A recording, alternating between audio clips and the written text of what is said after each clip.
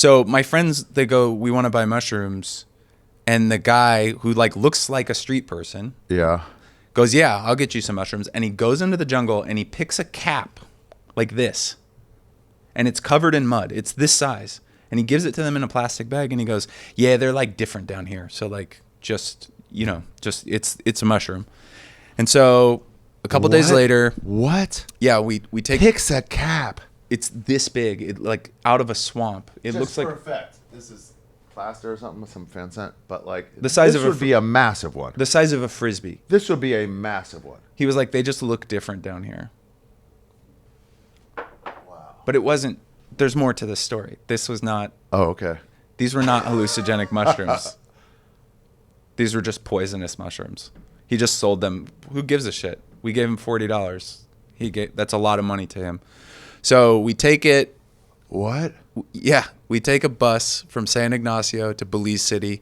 Belize is beautiful. It's got some of those beautiful coral islands called Keys. If you go to Key Calker, Belize City is right next to Key Calker. So yeah. Oh wow, it's right there. Yeah, okay. we just take a bus and we spend the night in Belize City. But Belize City, if you pull out a little bit, yeah, there's Key Calker right there. No, actually pull out a little bit. It's the one beyond it to the right. I think is Key Calker. No, Key Calker. Right. Yeah, it's right there at the top of that little chain. Yeah, right there. Cave Calcas. Key Calca. Yeah. But Belize City is like hell on earth. It's like they say you can't leave your apartment at night, or you can't leave your hotel at night because the gang violence is too bad. They had the Crips and the Bloods, and literally all over Belize City, these little like bodega stores were selling T-shirts with either Tupac or Biggie on them, and that was the different gangs. No, what? Yeah, because they got BET, so they got what? BET. Oh, the channel BET. Because it's predominantly black, like that they relate to so African funny when you American. see that, when you see like in France, like by the Seine, and they're like rapping and stuff. You're like, yeah, like breakdancing. But it's like you're doing it in France. Like yeah. This is borrowed toughness. Well, I was talking to somebody about experience. this because I was in Amsterdam last week, and there was like I walked past like a black barber shop, and it was like the exact same aesthetic, like dudes being like getting their hair cornrow, acting like they're like in the middle of Queens kind of thing. And I was like, you're next to a canal where there's chocolate waffles. Like you're not a tough guy. It. Shut up, Pierre, dog. That was Caparolo's bit. But yeah. Anyways, we go to fucking Key Calker, and we had a lot of bad drug interactions. Wait, did you take the poisonous? We get to Key Calker. Cut that. That's fine. No, you can keep it. Okay, keep it. We get to Key Calker, and my friends. I think it's our first night there. But by the way, Belize has the most delicious beer that's made by the Belizean government. It's called Belican. They have two kinds. They have an ale and a stout. The stout is one of the most delicious beers I've ever had. Yeah, it's the corrected spelling. Yeah, it's amazing. Wow. I absolutely loved it, and I don't drink anymore. But if you do drink, you should definitely drink that Belican They got a stout. black and tan already in a bottle. Yeah, it's amazing because it's a British Commonwealth, so they have a lot of the stuff from like the English, Irish. Oh, look, they got the ruins on the cover. Yeah, because there's a lot of Mayan ruins there too. I love the idea. People are like, what happened to the Mayans? And it's like, you see all these short Guatemalans, like, we're here. We just wear T-shirts now. Yeah. We're still here. Yeah, they're here. we just They're all over the place. We left the stone structures. We live in apartments.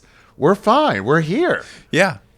It's the same I haven't been to like the part of the world where the Quechua live, but like you've been there, and they're like, we're here. But it's not Mayans. Quechua. They disappeared one day. It's like they just moved out of the no electricity. Yeah, they got out of the pyramids and they moved people into playing like human head football. They're like, let's go with electricity. Human head football.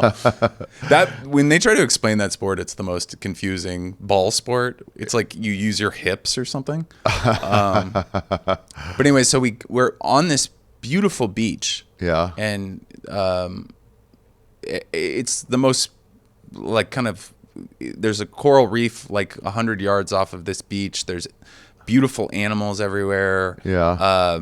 We're eating amazing seafood. We're going snorkeling. And my friends are like, we should take the mushrooms. And so I'm not going to do this as my first mushrooms.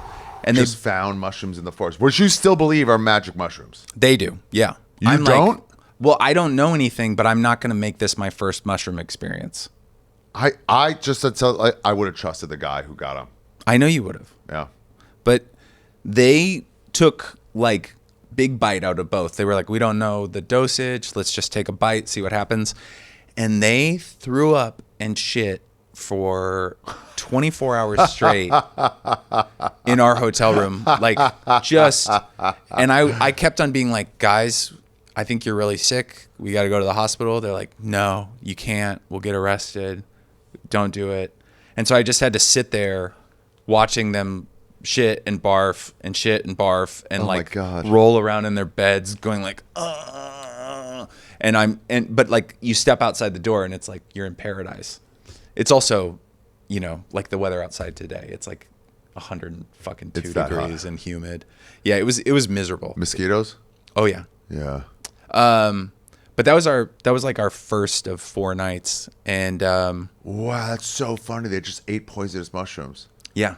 Give it up for the fucking nerd for once winning. Yeah, it was like the one time that I've been like, I'm gonna sit this out. I think because usually people go, well, what if something bad? What if it's bad? What if it's bad? What if what if?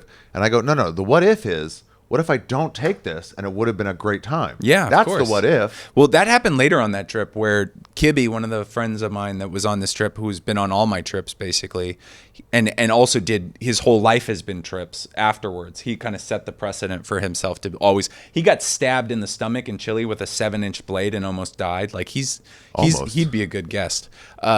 He's insane. But. He later on that trip, we were in Nicaragua, and these Italian anarchists were like, hey, we're going to make mescaline. And they like cut down cactuses and made mescaline by shaving it. And I was like, I'm too scared to take it. And he took it, and he said it was like one of the most magical experiences of his life. And I totally regret that because it would have been amazing. He said he was like on the beach and he like reached up and he was touching the moon with like, you know, like physically touching the moon. And I'm sitting there like jerking off in a tent. Where you been and where you going? This is Ari's travel show, yeah. We're gonna go on a journey today and see what there's to see in this big world. We're exploring different places, seeing all different types of faces. We're gonna talk about travel today. It's